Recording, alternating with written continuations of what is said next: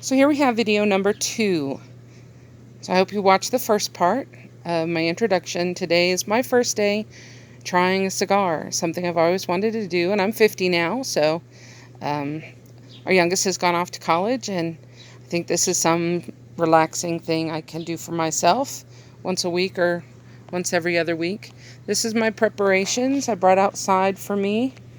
I'm going to read a book, because enjoying a cigar is about the flavor of it, and you take your time. That's usually why you're with friends, so you can chat, relax. You don't puff away at it. You just relax and enjoy the flavor. One of the other reasons why I'm trying a cigar is because I also am a Scotch drinker. Since I got in touch with my Scottish heritage, I have learned that I prefer Scotch in little bits. I don't drink very much. Like this glass is not something, it's going to have very much Scotch in it when I pour it. I don't even do 1 finger or 2 fingers of Scotch. It's very small amount, about what would fit in a shot glass. My glass of water is because I'm a wateraholic.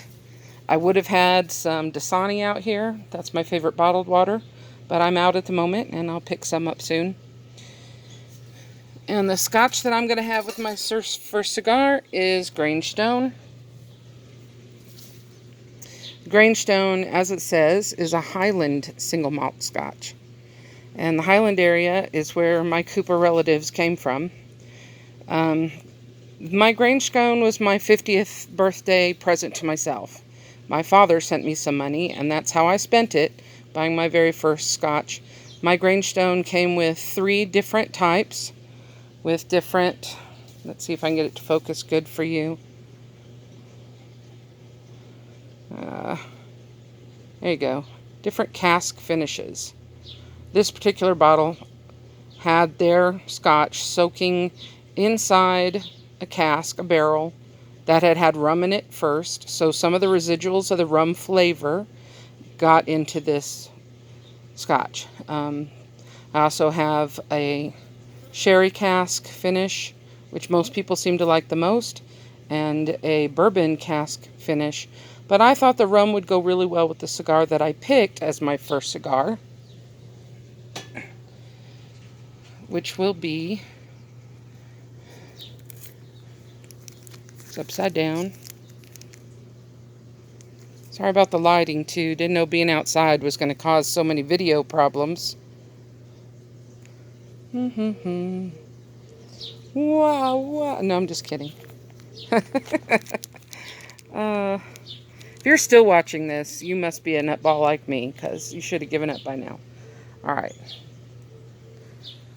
It is, there, you can read it now. Dark Dominion. It's a Rocky Patel. It's not very large as a cigar. It's sort of a shorter one. But the company, Thompson Cigar, that I purchased my first cigars from, thought that I might really enjoy the Dark Dominion because of the spice type of flavoring to the tobacco. And I think that will go really well with my rum cask finish Grangestone single malt Scotch.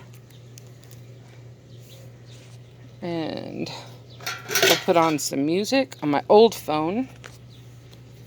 Even though I don't have a phone on this anymore, it still has all my internet and all of that. So we're going to put on some, hang on. Not very prepared, but that's because it's my first time and I'm so excited. Let's see. Just sit here and stare at my Scotch for a minute. No, here. You can look over there to the birds and stuff. I'm going to go to a classic Christian music station that is on the internet. And it's called Classic Christian 24/7. It is a .com if you need to find it. And we're going to let that play in the background today. Dum-da-dum-da-dum. It's almost there. Look at my backyard and the birds, if you see any. There we go.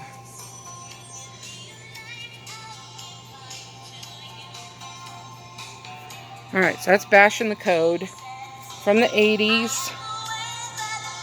And I'm going to play some great music while I read some Word of God, have my first cigar. I carried my stuff out in my garden things. That's why when you see a close-up of my finger, you see it's all split. I'm a gardener. So we have my guillotine cutter.